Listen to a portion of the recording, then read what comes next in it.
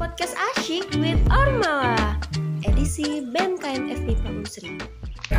Welcome to Persimana Podcast Asyik with Ormawa. Sebelumnya kenalin, aku Ananda Putri Adelia, mahasiswi dari jurusan Farmasi Angkatan 21. Dan sekarang aku sebagai staf magang di Dinas PPSDM BEM KMF MIPA. Nah, di Persima kali ini kita akan membahas tentang BEM KMF MIPA. Oke, untuk mengulik informasi lebih lanjut mengenai BEM KMF MIPA, aku udah kedatangan nih dua orang yang udah familiar banget di BEM KMF MIPA, yaitu Guma dan Gumanya BEM MIPA. Halo Bang Hardi dan Bang Rian. Halo Bel. Halo Bel. Gimana nih Bang kabarnya? Aku dulu ya? Iya. Ya, alhamdulillah cerah ya hari ini gitu kan. Sebelumnya juga cerah. Juga nyantai lah pokoknya hari ini. Iya. Kalau aku sih santai juga, alhamdulillah lagi sibuk-sibuknya tapi tetap dengan semangat yang selalu membara. Cerah Ya, juga. selalu Alhamdulillah cerah. Iya. Oke. Nah, akhir-akhir ini kesibukannya apa nih Bang? Kalau aku kemarin baru dari Lampung gitu kan, kunjungan dari BMF MIPA juga. Itu kunjungan ke BMF MIPA Unsri, ke BMF Unila. Jadi beberapa teman-teman dari pengurus dan juga staff itu berangkat ke Lampung untuk kunjungan. Kalau aku ini ya. Kalau aku kan kita berbagi tugas ya, nggak semuanya meninggalkan rumah. Di sini fokusnya mempersiapkan PKKMB sebaik mungkin aja sih.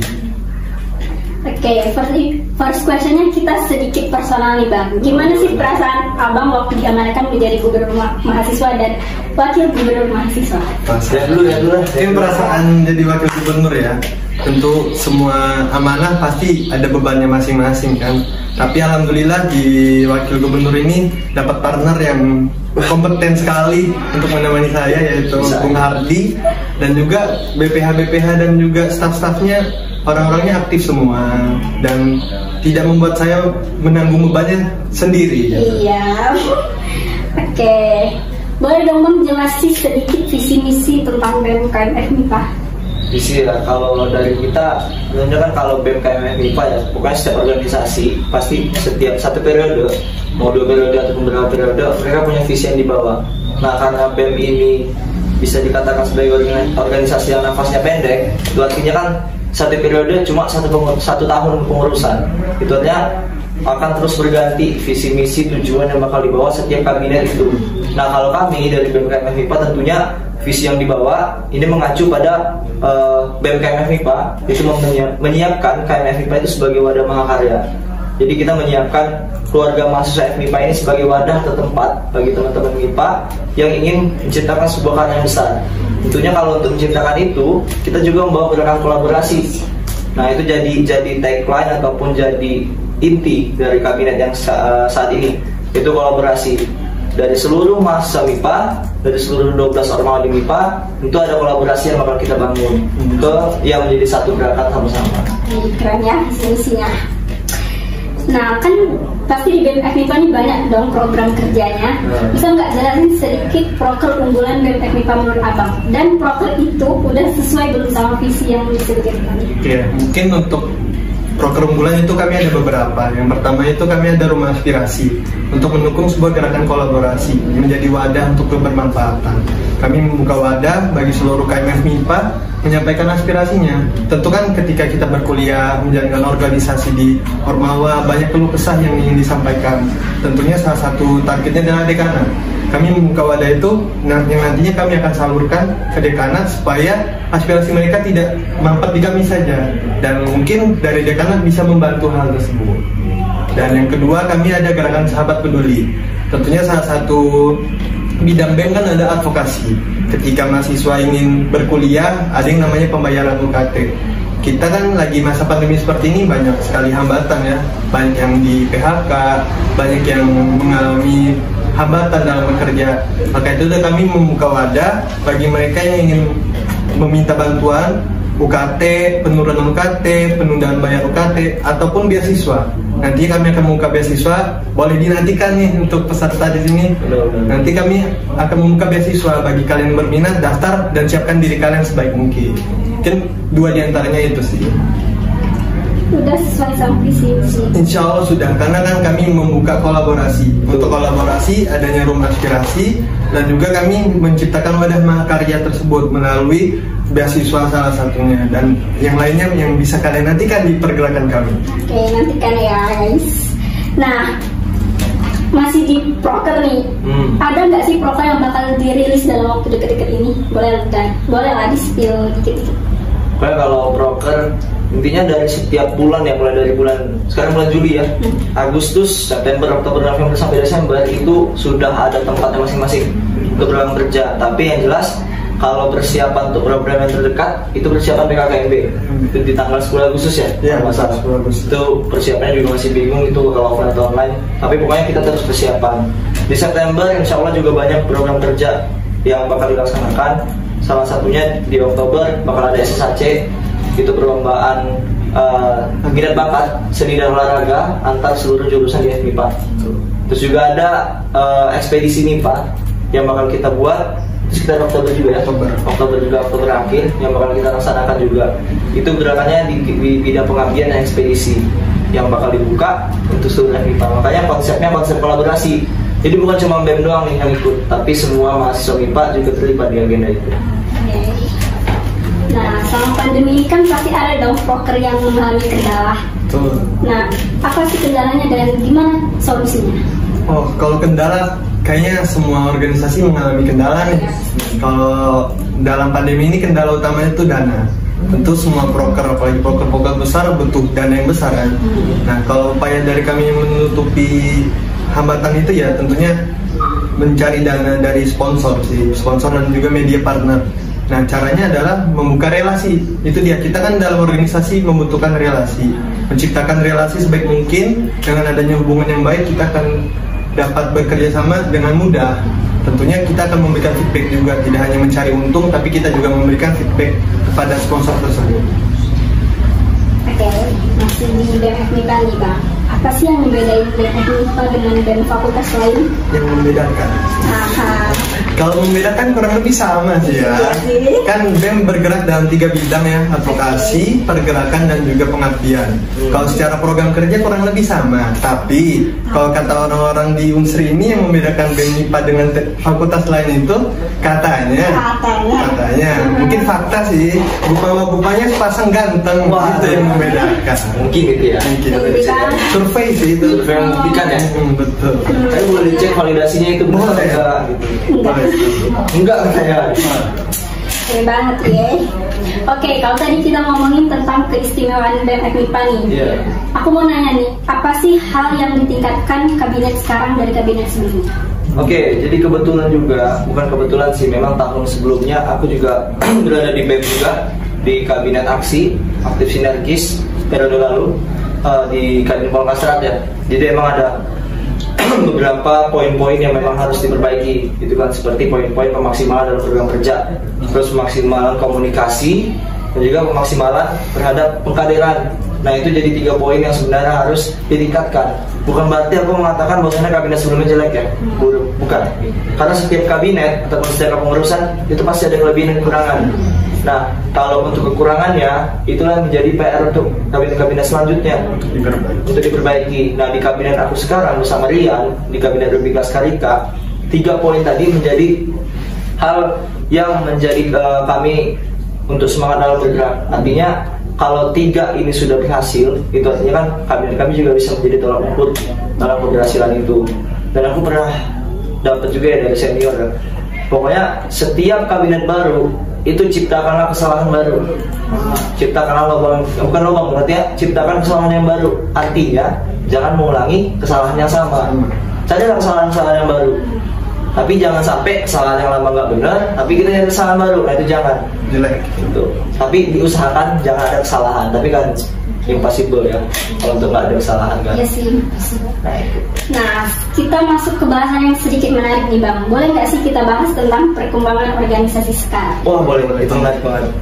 Menurut Abang gimana nih tentang organisasi sekarang yang katanya kurang inovasi dan monoton hanya di beberapa kegiatan saja? Kurang inovasi ya. Tentunya kita dari tahun-tahun ada isu-isu, ada topik-topik yang menarik, tapi cara pengemasan yang berbeda. Tentunya kayak seminar, webinar, dan pemateri-pemateri tersebut sudah ada yang kompeten, tapi yang membuat itu monoton adalah pengemasannya. Bagaimana cara-cara tersebut kita persiapkan untuk terlihat lebih menarik dan juga tidak membosankan, karena untuk materi semua sudah ada di sosial media. Apa yang mau kita ambil, apa yang mau kita kembangkan, kita bahas di sana. Tinggal gimana caranya kita siapkan, kita atur bagaimana caranya orang-orang yang ikut agenda tersebut tidak merasa bosan. Dan monoton itu adalah framing orang-orang yang berbeda ya, tergantung bagaimana caranya orang menilai organisasi tersebut. Mungkin aku sedikit tambahin juga ya. Mungkin sama ya pertanyaannya kayak apakah organisasi zaman sekarang dalam artian BEM, Ormawa, HMJ masih relevan nggak sih sama kehidupannya sekarang? Mungkin kayak gitu sama ya. Nah, dilihat dari sekarang juga ini jadi challenge nih untuk seluruh pengurus-pengurus ataupun pejabat-pejabat kampus yang berada di organisasi itu jadi challenge. Apakah BEM saat ini masih relevan dengan adanya framing gerak turun ke jalan, terus adanya framing dengan ini segala macam? Apakah itu masih jalan dengan kondisi pandemi terutama? Orang-orang udah nyaman dengan gadgetnya masing-masing. Nah itu artinya kan benar katanya pengemasan. Setiap program kerja yang mau kita bawa, itu kenapa aku bisa mengklaim bahwasannya kalau yang berada di kabinet-kabinet sekarang, organisasi, ujung tombaknya adalah media. Medianya bagus, framingnya, pengemasannya bagus, maka organisasi itu juga bisa dikatakan bagus. Pembawaannya juga bakal bagus. Perhatian orang gitu. Itu sih. Oke, di era teknologi yang semakin maju ini kan apa kegiatan seperti webinar itu masih relevan dengan kebutuhan mahasiswa yang sekarang? Webinar ya, relevan ya. Karena ya orang bosan ya ikut seminar, ikut webinar, dengerin orang ngebacot di depan. Tapi kalau ditanya relevan, tentunya sangat relevan. Apalagi kita di negara Indonesia ini salah satu negara yang sangat amat minim literasi. Ketika kita tidak membaca, kita lebih baik mendengar orang. Kita tidak membaca, tidak mendengar. Apa yang ingin kita cari? Salah satunya ya webinar, dengan cara mendatangkan pemateri, kita dengar, kita serap ilmunya. Tentunya sangat amat masih relevan. Tapi juga kadang kalau masalah webinar itu ya, mungkin dulu sewaktu kita masih COVID baru, itu booming tuh webinar. Tapi makin kesini, kalau udah jalan 2 tahun lebih ya COVID, dan makin orang kayak, aduh webinar, paling join aja nih. Join, HP ditinggal, sama kan kayak perkuliahan juga kayak gitu. Jangan sampai, maksudnya setiap ilmu yang didapatkan atau disampaikan melalui webinar, silakan dimaksimalkan ya untuk teman-teman semua yang mau mengikuti. Jadi aku sepakat kalau webinar itu masih relevan, tapi ada beberapa memang harus diperbaiki. Kayak apakah ada games dalamnya, ada sesi apa, ice breaking. Nah itu apalagi kalau ada hadiah dalam yang bertanya menunggunya itu dapat paket, sudah dapat 1.000, dapat apa bisa. Itu pasti bakal menarik. Itu sih mungkin kuncinya. Kita masuk ke bahasan tentang BEM lagi nih Bang. Ada nggak sih hal-hal yang menarik dan benefit dari BEM KMF MIPA itu sendiri yang siapa tahu nih bisa memotivasi teman-teman maba? Atau silakan. Jelas kalau misal berbicara tentang benefit, setiap organisasi itu punya benefit. Setiap organisasi itu punya tujuan yang terbaik lah untuk diciptakan. Kalau tujuannya organisasi itu nggak bagus, berarti itu bukan organisasi juga. Jadi kalau bisa dikatakan apa sih benefit ikut BEM MIPA, yang jelas yang pertama adalah kamu bisa belajar bagaimana sih cara kamu untuk meningkatkan kepemimpinan diri atau leadership ya. Karena jelas beda. Nanti Abel bedain aja gimana Abel yang ikut organisasi dengan orang yang gak ikut organisasi. Itu pasti beda. Walaupun gimana cara dia menyampaikan jawaban ketika kuliah, itu bisa dilihat, oh mungkin organisasi. Nah yang kedua, komunikasi, public speaking tuh. Jadi ketika orang ikut organisasi dan ketika dia ditempatkan di masyarakat, misalnya disuruh jadi apa, dia bisa, udah siap. Ketua apa misalnya 17-an di kampungnya. Kalau dia ikut organisasi kan dia udah terbiasa. Ada pengalaman. Nah, public speaking depan ibu-ibu, bapak, semuanya itu jadi udah biasa. Jadi benefitnya itu sangat banyak sebenarnya, tapi salah duanya itu kayak tadi sih aku bilang, kayak public speaking dan juga leadership berarti. Mungkin kalau tambahan dari aku ya, semua hal organisasi, kegiatan, materi pasti ada manfaatnya. Tapi yang salah tangkap dari orang itu adalah memandang orangnya. kayak materi seminar dipandang siapa sih pembicaranya. Padahal yang kita perlu tahu ada salah satu pepatah itu unjur makola wala tanjur mankola. Kita perlu mendengarkan ilmunya, perlu mengambil materi-materinya, bukan melihat apanya. Kayak kita organisasi, BEM cuma ikut aksi, padahal mereka nggak tahu dalamnya ada kegiatan apa saja. Ya, jadi kalau misalnya buat teman-teman, terutama angkatan 2022 ya, yang bakal baru masuk, ya di MIPA ini ada 12 ormawa yang bisa dimanfaatkan untuk kalian. Ada BEM, DPM, 4 BO, dan 6 HMJ. Yang pasti setiap mahasiswa jurusan itu masuk ke HMJ masing-masing. Itu artinya, itu adalah PR ataupun pilihan dari teman-teman. Aku bisa bilang bahwasanya dunia kampus itu dunia pilihan.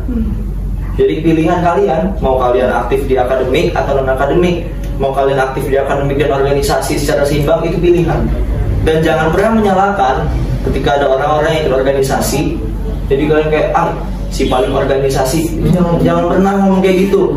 Karena saya tahu orang yang ikut organisasi bakal jadi pemimpin Indonesia di masa depan. Dan juga jangan nyalahin orang yang gak ikut organisasi. Pemikiran itu penting. Mungkin dia aktif di lab, terus dia jadi belajar terus. Jangan pernah nyalahin dia. Siapa tahu dia bakal jadi peneliti, bakal jadi guru, bakal jadi dosen di sini. Jadi jangan pernah menyalahkan apapun pilihan orang. Gitu. Yang pengen aku kasih tahu ya. Makanya dunia kampus itu adalah dunia pilihan. Serah kalian mau pilih apa. Oke. Ya, bahasan kita cukup sampai di sini aja. Boleh. Sebenarnya aku masih mau balik nanya, tapi durasi kita nggak cukup ya kayaknya. Nah, ada nggak dari BEM FMIPA sendiri jargonnya? Jargon. Kami boleh diadain. Kalau kami nama kabinetnya sebelumnya kan Rubik Laskarika, yang tadi sudah disampaikan visi misinya adalah kolaborasi. Dengan kolaborasi tersebut kami menyiapkan sebuah jargon yang ketika kami menyebutkan kabinet Rubik Laskarika boleh ditanggapi dengan ragam warna bagi rasa untuk FMIPA. Jadi ada gerakan-gerakan. Ada gerakannya juga. Kita tes ya, ya. Boleh ya? Coba ya. Biar teman-teman yang di sana juga tahu nanti. Mungkin kalau saya sampaikan kabinet Rubik Laskarika boleh disambut ya. Oke. BEM FMIPA kabinet Rubik Laskarika. Ragam warna bagi rasa untuk FMIPA. Oke. Nah, sebelum kita tutup, untuk Bang Hardi dari Bang Rian, boleh dong kasih closing statement-nya. Oke, closing statement mungkin dari aku dulu ya. Boleh ya. Mungkin closing statement dari aku khusus untuk teman-teman yang nonton podcast Asyik with Ormawa ini, edisi BMKM FMIPA ya. Jadi aku mengajak untuk seluruh mahasiswa FMIPA, terkhusus untuk teman-teman angkatan 2022 yang bakal tergabung di kampus Oren kebanggaan kita di Unsri ini. Jadi setiap yang bakal kalian jalani di kampus ini adalah beberapa pilihan yang bakal kalian tempuh ke depannya. Tentunya kan kalau angkatan 2022 sebagai mahasiswa baru itu perpindahan, transisi dari siswa menjadi mahasiswa. Pasti ada perbedaan yang bakal drastis teman-teman rasain. Tapi ingat, dunia kampus yang seperti aku sampaikan adalah dunia penuh pilihan. Itu terserah kalian ingin memilih menjadi orang yang aktif di organisasi ataukah orang yang aktif di bidang akademik seperti laboratorium dan sebagainya. Itu silakan, itu adalah pilihan teman-teman semua. Tapi saya berpesan ketika nantinya teman-teman lihat ada teman seangkatan, teman kakak tingkat atau sebagainya yang aktif di salah satu bidang itu, teman-teman jangan pernah menilai negatif, karena itu adalah pilihan mereka. Dan kalau teman-teman nyalahin, ya udah berarti teman-teman itu belum berhasil untuk menjadi orang yang bisa dinilai. Makanya kalau kalian untuk teman angkatan 2022, kalau tertarik silakan ikuti, dan jangan pernah ada keterpaksaan untuk mengikuti itu, karena hasilnya juga bakal tidak maksimal. Mungkin itu aja sih closing statement dari aku. Tetap semangat untuk kita semua, teman-teman FMIPA Unsri, mulai dari angkatan 2017 yang aktif ya sampai dengan angkatan 2022 yang akan datang. Terima kasih. Mungkin kalau closing statement dari saya adalah merasa bangga itu wajar. Kalian sudah mengalahkan orang-orang yang tidak mendaftar untuk berorganisasi. Lanjutkan apa yang sudah kalian mulai, selesaikan sampai akhir, dan jangan lupa cari ilmu sebaik mungkin. Karena ketika kita berorganisasi, kita akan mendapatkan banyak ilmu. Tapi jangan lupa, kita memiliki tanggung jawab ya. Orang tua membayar kita kuliah bukan untuk mengikuti organisasi, tapi untuk mendapatkan gelar sarjana. Jadi jangan lupakan amanah orang tua kalian. Oke, thank you untuk Bang Hardi dan Bang Rian buat closing statement-nya, dan udah nyempetin waktu buat hadir di Posima kali ini. Nah, Nah, untuk teman-teman semua, terima kasih udah menyaksikan 12 episode Poshima. Tapi jangan khawatir nih, masih banyak podcast-podcast lainnya yang bisa didengerin di Spotify BMKM FMIPA. Dan jangan lupa follow.